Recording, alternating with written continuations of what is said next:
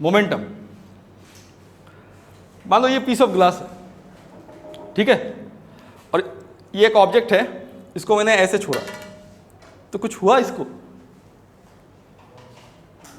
कुछ नहीं हुआ, है ना? अच्छा, एक काम करता हूं, 20 किलो वेट का एक पत्थर लेके आया मैंने और इसी हाइट से इसको छोड़ दिया, फिर समझ रहे हो ना? पहले क्यों नहीं टूटा? समझ रहे हो ना? पहले किस लिए नहीं टूटा?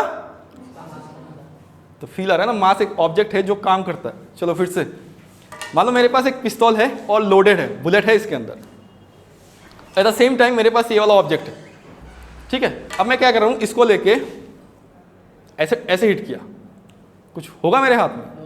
अब पिस्तौल आया, बुलेट लोडेड है, ऐसे रखा और शूट कर दिया, अब बताओ क्या होगा? What is the reason behind this? मतलब हमने देखा कि जब हम एक ऑब्जेक्ट को मोशन में रख रहे थे, यहां से छोड़ा, वो मोशन में आ गया, तो तब उसका मास काम कर रहा है। एट द सेम टाइम हमने ये भी देखा, जब हम शूट कर रहे हैं वो तब भी तो मोशन में था, तब कौन सा चीज काम कर रहा था? वेलोसिटी। तो these are the two important terms that are playing while the body is in motion, ठीक है। तो इसी वजह से हम मोमेंटम को कहते हैं कि ये जो होगा ये मास और वेलोसिटी का प्रोडक्ट होगा। समझ रहे हो? डायरेक्ट तुम ऐसे मत कहना कि momentum P equal to mv, ऐसा मत कहना, ठीक है। तो मोमेंटम एक्चुअल तो मैथमेटिकल डेफिनेशन नहीं आएगा, बस तुम्हें पता होना चाहिए कि मास क्यों आ रहा है। एक ऑब्जेक्ट मोशन में रहता है तो मास कैसे काम प्ले करता है, मतलब क्या करता है इसमें, ठीक है, या फिर वेलोसिटी इसमें क्या क्या मतलब वेलोसिटी का क्या रीजन है आने का, ठीक है। तो मैं एक इक्वेशन अब लिखता हूं कि P इक्वल टू mv, ठीक है। मान लो फॉर द टाइम बिंग मैंने एक ऑब्जेक्ट पकड़ा जो एक लेट अस कंसीडर कि ड्यूस बॉल है, और जिसका तो एक ऑब्जेक्ट पकड़ लिया मैंने, ड्यूस बॉल है, तो उसका मास तो कांस्टेंट रहेगा। अब तुम उस बॉल को धीरे से थ्रो करो या बहुत जोर से थ्रो करो, अकॉर्डिंगली इसका भी चेंज होगा, और भी चेंज होगा तो क्लियर है ना? फिर से इस टर्म में अब कौन सा टर्म कांस्टेंट है? ठीक, वेरिएबल कौन सा है? क्लियर? अच्छा, तो फिर मैं अब तुमसे एक क्वेश्चन पूछूं कि भाई तुम एक ग्राफ ड्रॉ करो, और ग्राफ का, अच्छा यहाँ पे जाना, ग्राफ ड्रॉ करो, इसमें ग्राफ में P तुम रखो y एक्सिस में और V तुम रखो x एक्सिस में। बताना ग्राफ का हुलिया कैसे होगा? हाँ, यहाँ पे तुम्हारा सारा मैथमेटिक्स का टैलेंट बाहर निकल जाएगा। हाँ, हो गया काम भाई। तो कितना मैथ सीखा, यहाँ से आ जाएगा ना। देखो फिजिक्स वो सब्जेक्ट है ना, एक स्टेज में जाके तुम्हें लगेगा कि अरे ये तो केमिस्ट्री होगा यार, एक स्टेज में जाके लगेगा ये तो मैथ्स होगा। एक्चुअली सारा फिजिक्स से ही आता है। तुम्हें जब कोई पूछेगा कि साइंस में सब्जेक्ट क्या है, क्या बताओगे? साइंस, तुम्हारा स्ट्रीम क्या है तो तुम कहोगे साइंस, फिर कहोगे सब्जेक्ट्स क्या है, क्या बताओगे? बताओ। कभी भी chemistry physics biology, biology chemistry physics, mathematics chemistry biology then physics, ऐसे कोई भी नहीं कहेगा। ऑल ओवर द इंडिया नहीं, all over the world physics chemistry कहेगा, पहले फिजिक्स ही कहेगा। Physics is the royal subject, समझ रहे हो ना? वो सारा ब्रांच है इसका, वो तो बहुत डिटेल में जब पढ़ते रहेंगे तब पता चलता रहेगा। मतलब केमिस्ट्री तुम अभी तुम्हारे पास एक चैप्टर स्टार्ट हो जाएगा, वो होगा केमिस्ट्री का स्ट्रक्चर ऑफ एटॉम करके। तुम कह रहे थे ना, वो क्लास 12 में जाके उसका पूरा हुलिया चेंज कर दूंगा। वहाँ पे कुछ सीखोगे फर्स्ट ईयर में, उसको पूरा बर्बाद करके फिर से फिजिक्स वाला फीलिंग। तो यहाँ पे देखो, यहाँ पे मैंने कहा कि देखो ये वाला चीज जो है ये हमें मैथमेटिक्स का हेल्प लेना पड़ेगा, मैथमेटिक्स का। तो मैथमेटिक्स में तुमने तो y equal to mx plus c कभी सुने हो या नहीं सुने हो? It is the equation of what? बहुत गंदा कॉन्सेप्ट, बहुत गंदा कॉन्सेप्ट है। y equal to mx plus c is what? पहली बात तो ये तो एक इक्वेशन हो गया, है ना? तो ये इक्वेशन है, एनालाइज करो, क्या ये स्लोप है? इसने बोला कि स्लोप है, तो फिर तुम खुद से एनालाइज करने की कोशिश करो। इसने आंसर स्लोप दिया, क्या ये स्लोप जैसा लगता है? हमने तो ऐसे सुना कि right hand side left hand side दोनों साइड में अगर कुछ रहता है तो ये इक्वेशन फॉर्मेट में रहता है। तो फिर एग्जैक्टली ये क्या होगा? ये एक इक्वेशन होगा। पहले मैंने ये एनालाइज कर लिया, फिर इक्वेशन होगा सर, अगर फिर से पूछ रहे हैं सर कि भाई ये कौन सा इक्वेशन है, मतलब यहाँ पे कुछ होगा, ये वाला इक्वेशन समथिंग इक्वेशन है, तो ये इक्वेशन ऑफ स्ट्रेट लाइन है, स्ट्रेट लाइन का ये इक्वेशन है, ठीक है, जिसमें m स्लोप है। यहाँ पे मैं इतना डिस्कस करने वाला हूं नहीं एक्चुअली, फिर भी तुम्हें बताता हूं। m स्लोप है बट m जो है वो कांस्टेंट भी है और c जो है वो इंटरसेप्ट है। ये इन टर्म्स ऑफ मैथमेटिक्स कह रहा हूं और ये सब टर्म तुम सीख चुके हो, है कि नहीं? नहीं पता? नहीं पता, अच्छा। तो चलो c जो है, जैसे कि c एक कांस्टेंट हो गया, ठीक है, और m जो है वो स्लोप होगा। तो स्लोप मतलब ये x एक्सिस के साथ कितना एंगल देगा तुम्हें, वो डिटरमाइन करता है। मान लो ग्राफ ऐसे हो गया, ठीक है, तो x एक्सिस यहाँ पे है और ये वाला एक एंगल मान लो 30 डिग्री हो गया, तो स्लोप मतलब एंगल को डिटरमाइन करके देता है। क्लियर है? मान लो ये वाला ग्राफ यहाँ से स्टार्ट हो गया, तब भी तुम यहाँ पे वर्चुअल एक x एक्सिस बनाओ, तुम्हें यहाँ पे एंगल तो मिलेगा। एट द सेम टाइम इस एक्सिस को कट कर रहा है, तुम्हें बता रहा हूँ स्पेशली, इस एक्सिस को कट कर रहा है ना, तो ये c का वैल्यू देगा। समझ रहे हो? ये किसका वैल्यू देगा? c का वैल्यू। तो फिर क्या होगा कि इंटरसेक्ट एट y एक्सिस, ठीक है। हाँ, अगर मैं कह रहा हूं कि ये ग्राफ यहां से गया, फिर से समझने की कोशिश करो, अगर मैं कह रहा हूं ये वाला ग्राफ है, ये वाला नहीं है, तो c का वैल्यू कितना है? अगर मैं कह रहा हूं ये वाला ग्राफ को भूल जाओ, ये वाला ग्राफ मैंने ड्रॉ किया, क्या यहां पे m का वैल्यू एग्जिस्ट कर रहा है या नहीं कर रहा है? यहां पे यस और नो, ठीक, मान लो 30 डिग्री। क्या c का वैल्यू एग्जिस्ट कर रहा है? जीरो है। तो इस केस में हमारे पास इक्वेशन क्या होगा? y equal to m is what? x is variable, x vary करेगा और ये x के ऊपर डिपेंड करेगा। चलो फिर से, m इज v इज और p, तो ये दोनों इक्वेशन सेम हुआ कि नहीं हुआ? मतलब इसका, मुझे अगर क्वेश्चन पूछा इसके ग्राफ बनाओ, मैं यहां से आंसर बताऊंगा। मुझे पता होना चाहिए कि इसका ग्राफ क्या है। अगर मुझे पता है इसका ग्राफ क्या है, तो ऑटोमेटिकली उसका ग्राफ भी क्या सेम होगा, मतलब ये वाला ग्राफ होगा। अब फिर से मैं अब मैं ग्राफ ड्रॉ करूं, तो देखो फिजिक्स में इनकम्प्लीट आंसर मुझे पसंद नहीं, straight line passing through the origin, ये वाला आंसर है, ठीक है। अगर समझ में नहीं आया तो पूछो। क्लियर है? मैंने कहा कि मेरे पास जो इक्वेशन, जो मुझे जो क्वेश्चन पूछा गया वो ये था कि अगर तुम्हारे पास p इक्वल टू एम भी है, अगर तुम्हारे पास p इक्वल टू एम भी है और बता दिया गया कि m जो है फॉर ए गिवन बॉडी वो कांस्टेंट है, तो v अकॉर्डिंगली चेंज हो सकता है। तो v चेंज होगा तो p भी अकॉर्डिंगली चेंज होगा, क्योंकि इसके वैल्यू के ऊपर ये डिपेंड करेगा, इसके ऊपर डिपेंड नहीं करेगा, है ना। अब क्वेश्चन मैंने पूछ लिया कि भाई तुम इन दोनों के बीच में जो ग्राफ होगा वो बताओ, ठीक है। तो अगर मैंने यहाँ पे डायरेक्ट अगर ऐसे ड्रॉ कर देता तो भी मैं एक्सप्लेन कर सकता था, बट मेरे पास था, मैथमेटिक्स था।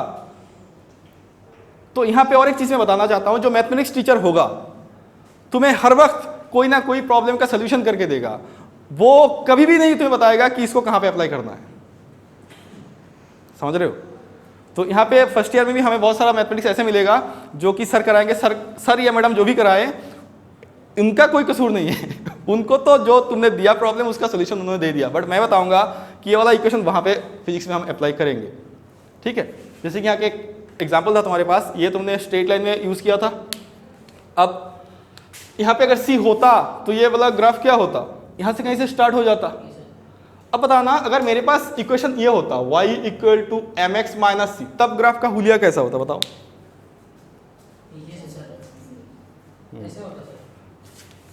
बताओ, ये नीचे यहां से जाएगा, समझ रहे हो? क्लियर है ना? क्लियर है कि नहीं है?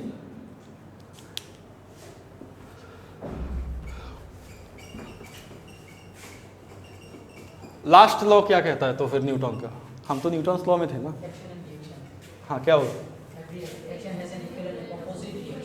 अच्छा, तो फिर मतलब मैं तुम्हें एक थप्पड़ मारूं तो ये नहीं हो सकता। हाँ, ये हो सकता है। तो कोई भी एक्शन का रिएक्शन होगा, है ना। फर्स्ट लॉ के लिए भी कुछ बता दिया, सेकेंड लॉ के लिए बहुत कुछ बता दिया, थर्ड लॉ ऐसे ही चला जाएगा क्या? तो चलो इसको देखो, इसको मैंने छोड़ा, इसको जब भी छोड़ा तो एक एक्शन काम कर रहा है, इसका नेचुरल टेंडेंसी क्या था, रहने का, वो तो नहीं रहा, तो फिर तो every action there is no reaction,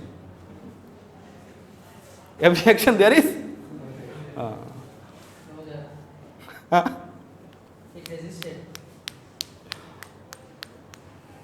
action reaction, every action. तो न्यूटन्स लॉ तभी काम करेगा जब एक ऑब्जेक्ट दूसरे ऑब्जेक्ट को टच करेगा।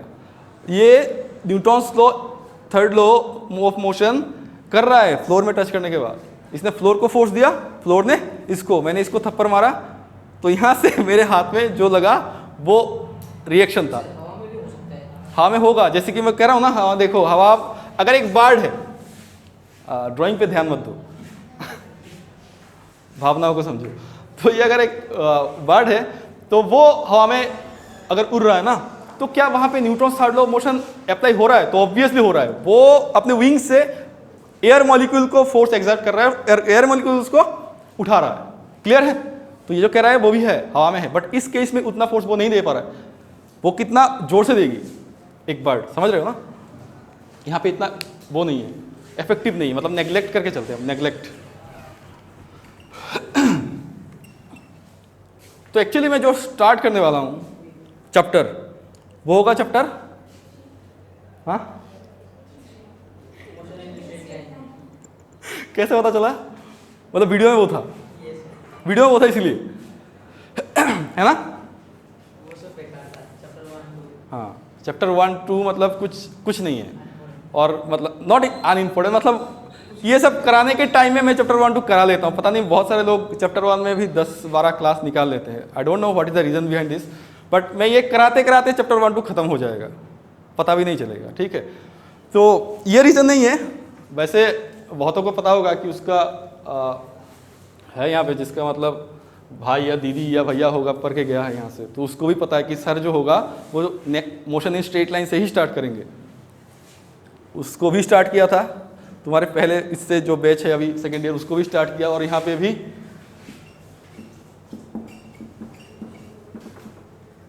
इसी से स्टार्ट करूँगा। वीडियो में मैंने बोला नहीं किसको क्यों स्टार्ट कर रहा हूँ, कि चैप्टर 3 हो गया तुम्हारा, टोटल 15 चैप्टर्स है हमारे पास। तो देखो हमारे पास जो फर्स्ट ईयर का जो सिस्टम है ना, तो ये कुछ ऐसा है कि मोशन इन स्ट्रेट लाइन, तुम्हें इसको मैं इन डिटेल एनालिसिस करूंगा। कोई अगर मेरा वीडियो देख चुके हो तो उसको तो पता चल गया बहुत सारा चीज़ें, और किसी ने अगर नहीं देखा तो अलग बात है। पहले मैं ये बताता हूँ कि यहाँ पे हम 1D करेंगे, मतलब मैं लिंक अप कर रहा हूँ, चैप्टर को अभी एनालाइज नहीं कर रहा हूँ, इतना घबराओ मत। मोशन इन स्ट्रेट लाइन मैंने क्यों स्टार्ट किया, कि ऐसा है कि यहाँ पे हम जो भी मोशन पढ़ेंगे 1 डायमेंशनली एनालाइज करने की कोशिश करेंगे, पहली बात। दूसरी बात, इसका जो नेक्स्ट चैप्टर होगा, यहाँ पे हमने एक ही डायरेक्शन में जाना है, मतलब यहाँ से लेके सीधा तुम ऐसे जा सकते हो या फिर बैक करके आ सकते हो, और कहीं भी जा नहीं सकते। ठीक है, व्हाट इज अ वेक्टर, ये पढ़ चुके हो तुम, व्हाट इज अ वेक्टर? हाँ, इंग्लिश में बहुत अच्छा लगता है डेफिनेशन, बंगाली में अच्छा नहीं लगता। वेक्टर का डेफिनेशन तुम किसी से भी पूछो, इंग्लिश में देगा आंसर, बंगाली में आंसर कभी नहीं देगा, मजा लगता है इसमें मतलब। तो यहाँ पे मैं ये बताने वाला हूँ, तुमने यहाँ पे एक वर्ड यूज कर लिया, वो क्या है? वो मैंने पहले भी यूज कर चुका हूँ, कलीशन वाला, साइकिल और ट्रक वाला, है ना? तब तुमने नहीं पूछा तो मैं बच गया। अब मैंने पूछा उल्टा कि डायरेक्शन के बारे में क्यों जानना है हमें, क्यों? कोई एक एग्जाम्पल दो ना कि हमें क्यों, जब तुम्हें किसी ने पढ़ाया होगा, जो तुम इंग्लिश में बोले हो अभी, किसी ना किसी से सीखा, बुक में भी लिखा है, एट द सेम टाइम किसी ने पढ़ाया होगा, तो उससे नहीं पूछा तुमने, वो उन्होंने भी तुमसे नहीं पूछा कि डायरेक्शन तुम्हें क्यों चाहिए।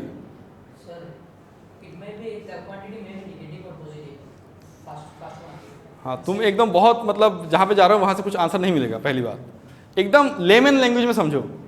मैंने तुम्हें कहा कि शमसुल जमान तुम्हें शाहबुद्दीन के रूम में जाना है, और मैंने तुम्हें कहा शमसुल जमान तुम अगर मान लो 1 किलोमीटर चले गए तो उनका रूम में पहुंच जाओगे। क्या ये डेटा सफिशिएंट है? क्यों? हाँ, समझ रहे हो ना? अगर तुम्हें यहाँ से शाहबुद्दीन सर के रूम पे जाना है और लेट अस कंसीडर कि 1 किलोमीटर तो नहीं है, वो तो समझ में आता है, सामने ही है। मैंने कहा कि लेट अस कंसीडर 1 किलोमीटर है और मैंने डेटा दिया कि भाई 1 किलोमीटर तुम्हें जाना है, जाओ। तो तुम बाहर निकल के ढूंढते रह जाओगे भाई कहाँ जाना है। सर ने बाहर निकलोगे, कहोगे अरे लेफ्ट साइड या राइट साइड। तो डायरेक्शन मैटर्स। तुम अगर मोशन में हो तो डायरेक्शन मैटर करेगा, बट तुम एक ही रास्ते में सीधा जा रहे हो, रास्ता सीधा है तो डायरेक्शन मैटर नहीं करेगा। तो इस चैप्टर में डायरेक्शन मैटर नहीं करेगा। इस चैप्टर में डायरेक्शन मैटर मतलब अगर ये कह रहा है कि करेगा, अगर ये कह रहा है कि करेगा, तो मैं इसको सपोर्ट इसलिए करूंगा कि तुम ऐसे जाओगे तो बैकवर्ड एक डायरेक्शन होगा, इसलिए मैटर करेगा। ठीक है, मतलब मैं जो कहना चाहता हूं वो मतलब किसी भी और डायरेक्शंस में ये कहना चाहता हूं, मैं एक एक्सिस में नहीं कहना चाहता। तो इस हिसाब से इसमें डायरेक्शन एक्सिस के टर्म्स पे इसमें डायरेक्शन हम मैटर इतना नहीं करेंगे। हाँ, वो अलग बात है कि फॉरवर्ड जाओगे अगर पॉजिटिव डायरेक्शन होगा, तो बैकवर्ड जाओगे तो नेगेटिव डायरेक्शन होगा। That is correct. ठीक है, तो इसके तो पहले हमने एक चीज पढ़ा, तो दूसरा वाला चैप्टर कौन सा होगा? तो फिर वो तो नाम तुमने सीख लिया होगा मतलब दूसरा वाला चैप्टर वो होना चाहिए जो और भी डायरेक्ट एक्सिस कंसीडर करना चाहिए उस चैप्टर को, है ना? समझ रहे हो ना? तो मैं यहाँ पे तुम्हें ये वाला एनालिसिस नहीं कर रहा हूँ, मैं कह रहा हूँ कि लिंकेज देखो। जिसने किताब लिखा वो ऐसे किताब नहीं लिखा, और मुझे भी पढ़ाना है, मैं फिजिकल वर्ल्ड पढ़ाऊंगा और इससे मोशन इन स्ट्रेट लाइन का कोई लिंकेज है नहीं। ठीक है, तो तुम्हें यहाँ पे एक चीज़ तो पता चल रहा है कि सर अगर ये पढ़ाते हैं और इसको हमें समझ में आता है कि ये एक ही डायरेक्शन में जाएगा, तो नेक्स्ट जो चैप्टर होगा वो हमें 2-3 डायरेक्शंस दे सकते हैं। क्लियर है ना? तो नेक्स्ट चैप्टर इसीलिए इसका नेमिंग ऐसा है कि यहाँ पे मोशन इन प्लेन होगा। नेक्स्ट उसके बाद जो होगा, अगर तुम मोशन में हो, जैसे कि ये 2 चैप्टर जब मैं पढ़ाऊंगा, जब मैं इसको डिस्कस, अभी तो इसको स्टार्ट करना है, जब मैं इस दोनों को स्टडी करूंगा, मतलब motion in straight line, motion in straight line and motion in a plane, तो तब तक हम जो भी पढ़ेंगे ना उसमें ये नहीं बताएंगे कि हम सिर्फ ये बताएंगे कि एक ऑब्जेक्ट है वो मूव कर रहा है, एक ऑब्जेक्ट है मूव कर रहा है, ऐसे बताऊंगा मैं। मतलब मैं ऐसे कहूंगा कि एक गाड़ी है वो चल रहा है, मैं ये नहीं बताऊंगा कि तुमने एक्सेलरेटर दबा के रखे हो इसीलिए गाड़ी चल रहा है। मैं कहूंगा कि गाड़ी 3 किलोमीटर जाके रुक गया, मैं ये नहीं कहने वाला कि तुमने ब्रेक अप्लाई किया इसलिए गाड़ी रुक गया। समझ रहे हो ना? ये ऑब्जेक्ट यहाँ पे था, ये मूव करने लगा, बट क्यों मूव करने लगा वो नहीं बताऊंगा। मतलब कौन सा चीज मिसिंग है? Cause of motion. Exactly that term, cause of motion. अब बताओ वो कॉज का नाम क्या होगा? फोर्स होगा ना। ब्रेक अप्लाई कर रहे हो तो फोर्स है, ये ऑब्जेक्ट यहाँ पे एक्सटर्नली फोर्स दिया तुमने, चलने लगा। समझ रहे हो ना? तो नेक्स्ट चैप्टर जो होगा, मतलब कौन सा चैप्टर? प्लेन के बाद वाला, वो किसका रिलेटेड होना चाहिए? फोर्स के रिलेटेड होना चाहिए।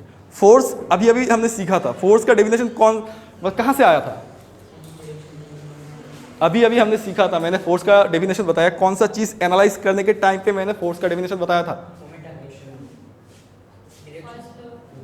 Newton's first law of motion, मतलब वो वाला चैप्टर लॉज ऑफ मोशन है। क्लियर है?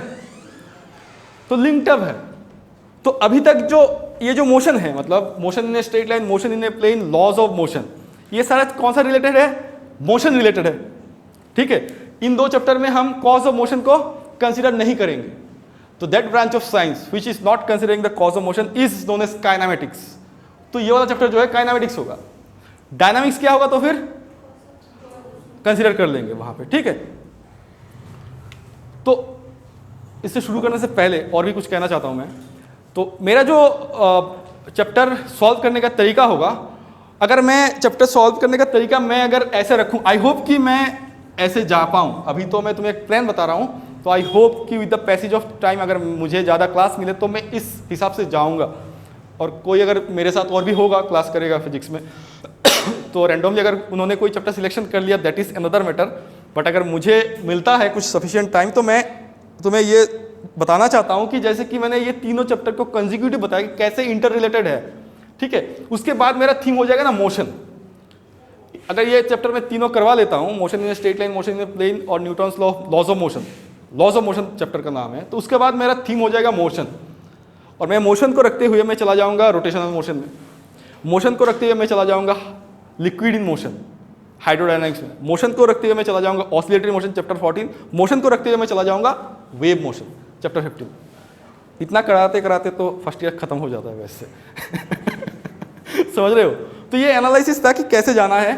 सेकेंड ईयर का भी टोटली लिंक्ड अप है। वो अलग बात है, कोई भी टीचर है कि अगर कोई अचानक कोई चैप्टर कर लेता है तो थोड़ा सा बैकअप मतलब पता होना चाहिए कि मतलब पीछे ये वाला चीज़ें है, ठीक है। मतलब तुम्हें बहुत सारी चीज़ें का जानकारी होना चाहिए। जैसे कि अगर कोई ग्रेविटेशन मान लो शुरू कर देता है, कोई भी टीचर अगर ग्रेविटेशन शुरू कर देगा तो इस टाइम पे अगर मैं मोशन इन स्ट्रेट लाइन करवा रहा हूँ और कोई टीचर ग्रेविटेशन शुरू करना चाहता है तो नॉट पॉसिबल, क्योंकि वेक्टर नहीं हुआ, वहाँ पे वेक्टर आएगा, ठीक है।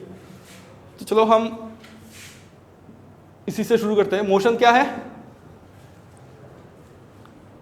What is with respect to time? Change in position with respect to time. मतलब कोई भी ऑब्जेक्ट हो, अगर with the passage of time ये अपना पोजीशन चेंज कर रहा है तो ये, जैसे ये तो फिजिक्स हो गया, बायोलॉजी के टर्म में जानते हैं। जैसे तुम सो रहे हो और कार्बन डाइऑक्साइड निकाल रहे हो और ऑक्सीजन इनहेल कर रहे हो, तो ये जो एयर मॉलिक्यूल है वो क्या है? हाँ, तो बायोलॉजी भी है फिजिक्स में, है ना। और गाड़ी चल रहा है, फिर तुम तो बैठे हो। जैसे कि मैं वहां पे था और यहाँ पे हूँ, ये भी चेंज इन पोजीशन हो गया। तो कोई भी ऑब्जेक्ट अगर with the passage of time अपना पोजीशन चेंज कर रहा है तो वो it is said to be in motion.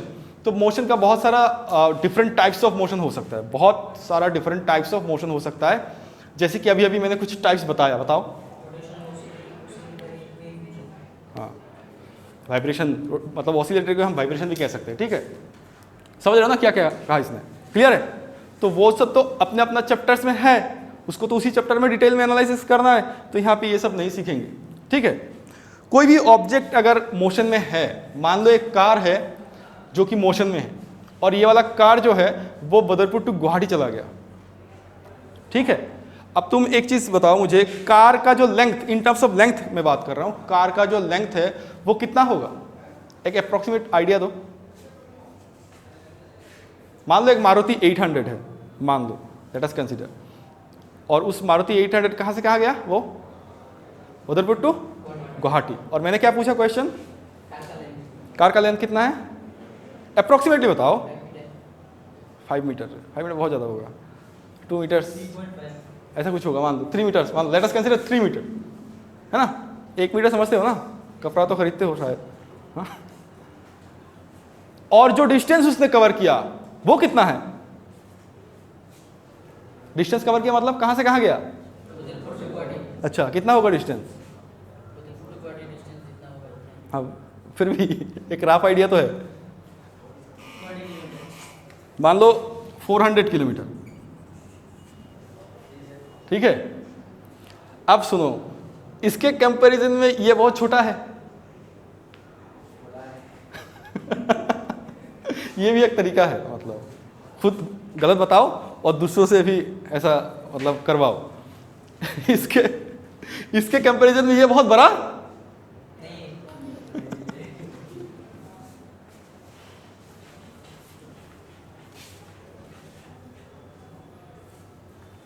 Anjali, can you recall me? When we met? I know you. How? My brother told you about it. But I took your class in Vidya Mandir. While you are in class 8. 2 or 3 classes. Okay. Okay, not an issue. Only 2 or 3 classes. 2 years back. हाँ, you were in class 8. Okay. 400 kilometre ये बहुत ज़्यादा है इससे। तो ऐसे वाला अगर सिचुएशन होता है, अगर हमारे पास ऐसे वाला सिचुएशन आता है कि जहाँ पे हमारा जो ऑब्जेक्ट मूव कर रहा है, वो बहुत ज़्यादा डिस्टेंस ट्रेवल कर चुका है, किससे? उसका ओरिजिनल जो डिस्टेंस है, मतलब ओरिजिनल जो साइज है, उसका जो ओरिजिनल साइज है उससे वो अगर बहुत ज़्यादा डिस्टेंस कवर कर रहा है, तो वो जो ऑब्जेक्ट होगा, यहाँ पे ऑब्जेक्ट क्या था? कार। तो उसको हम कहेंगे पॉइंट ऑब्जेक्ट। क्या कहेंगे? तो पॉइंट ऑब्जेक्ट का डेफिनेशन क्या है? थीम समझ में आ रहा है? कब तुम एक ऑब्जेक्ट को पॉइंट ऑब्जेक्ट कहोगे वो समझ में आ रहा है? कब? अगर इसका खुद का साइज, इसने जितना डिस्टेंस कवर किया इससे बहुत छोटा है, या फिर उल्टा, इसने जो डिस्टेंस कवर किया उसका खुद का साइज से बहुत बड़ा है, तो तब उस ऑब्जेक्ट को क्या कहेंगे हम? क्लियर है? मोशन क्या है? रेट ऑफ नहीं, अच्छा काइनेमेटिक्स क्या है? What try to make the sentence. It is the branch of mechanics which deals with the study of motion of objects without taking the part of it. Yeah, great. That is the answer. And I will not be asking कि what is dynamics. ठीक है. तो straight line जो है यहाँ पे, जो और एक सेंटेंस है motion in a straight line, उससे हमें क्या पता चलेगा? इससे हमें क्या पता चलेगा? चैप्टर का नाम जो है उसको एनालाइज कर रहा हूँ मैं. मोशन तो पता चल गया कि तुम with the respect of time क्या कर रहे हो, अपना पोजीशन चेंज कर रहे हो, बट कैसे चेंज करना है? यहाँ इस चैप्टर में तुम्हें डायरेक्शन दिया है भाई कि भाई ऐसे चेंज करना है. कैसे? स्ट्रेट लाइन पे. मोशन इन ए तो स्ट्रेट लाइन पे, मतलब यहाँ पे तुम्हें और एक चीज बता रहा है कि भाई तुम पोजीशन तो चेंज कर सकते हो बट एक ही डायरेक्शन में, तुम्हें सीधा ही जाना है. मतलब एक ही एक्सिस में, डायरेक्शन में नहीं कहूंगा, वो टेक्निकली रॉन्ग हो सकता है, मैं एक्सिस कहूंगा कि तुम्हें किसी एक एक्सिस में ही चलना है. एट ए टाइम दोनों एक्सिस तुम कंसीडर नहीं कर सकते इस चैप्टर में. मतलब तुम्हारे पास वाई एक्सिस है या फिर एक्स एक्सिस है, ठीक है, और जेड एक्सिस में यहां से बना नहीं सकता वर्चुअली, ठीक है. तो तुम्हारे पास एक ही एक्सिस है. तो अगर फिर से मैं मोशन में आ गया तो तुम मोशन में कह रहे हो कि एक ऑब्जेक्ट जो कि मान लो किसी एक टाइम पे यहां पे था, और अगर ये वाला ऑब्जेक्ट एक ऑब्जेक्ट है किसी एक टाइम पे, मान लो t=0, मान लो स्टॉप वॉच लेके बैठा हूं, 0 टाइमिंग है, और ये अगर मोशन में है तो ये यहां पे रहेगा? नहीं रहेगा ना. तो ये कहीं पे चला गया, यहां पे चला गया, ये a वाला ऑब्जेक्ट यहां से यहां चला गया. Now it has covered certain, तो यहीं से डिस्टेंस का कॉन्सेप्ट आ जाता है, ठीक है. यहीं से डिस्टेंस का कॉन्सेप्ट आ जाता है. कैसे डिस्टेंस का कॉन्सेप्ट आया? क्योंकि तुम खुद से कह रहे हो कि ये ऑब्जेक्ट रेस्ट में है नहीं, तो तुम किसी भी एक टाइम रैंडमली तुम देखोगे ये ऑब्जेक्ट उस टाइम में रहेगा? नहीं रहेगा. उस टाइम में उसी जगह पे नहीं रहेगा. क्यों? क्योंकि वो मोशन में है with the passage of time. फिर से अगर तुमने मान लो यहाँ पे t=0 से लेके यहाँ पे इसने t1 टाइम लगाया, फिर टाइम आगे बढ़ रहा है, तो क्या ये ऑब्जेक्ट यहीं पे रहेगा? क्योंकि ये मोशन में है, ये चलता रहेगा, है ना. तो इसकी वजह से हम किसी भी टाइम पे ये देख सकते हैं कि ये कोई ना कोई डिस्टेंस कवर करेगा ही. क्लियर है? तो डिस्टेंस जो होगा उसका डेफिनेशन कुछ ऐसा होगा कि it is the total length of the path ट्रेवर्स by the body during its motion. ठीक है, जितना भी टोटल जितना भी पाथ होगा, मान लो एक बॉडी ऐसे मूव किया कि इसने ऐसे गया ऐसे गया ऐसे ऐसे एक स्टेयर की तरह, A to B C D E F G सारा 2 2 2 2 2 लेंथ मैंने दे दिया कि सारा जो डिस्टेंस ये ए बी सी डी जो भी है ये 2 है. तो मैं अगर पूछूं कि ये ऑब्जेक्ट जो गया है इसका टोटल डिस्टेंस कितना हुआ, तो सारा को तुम्हें क्या करना है? ऐड करना है ना. तो 2, ये वाला 2, फिर ये वाला 2, कितना हो गया? फिर ये वाला 2, ये वाला क्लियर है ना. तो डिस्टेंस क्या कहना चाहता है? डिस्टेंस कहना चाहता है कि जितना दूर तक गए हो सारा मतलब लेंथ तुम ऐड कर लो.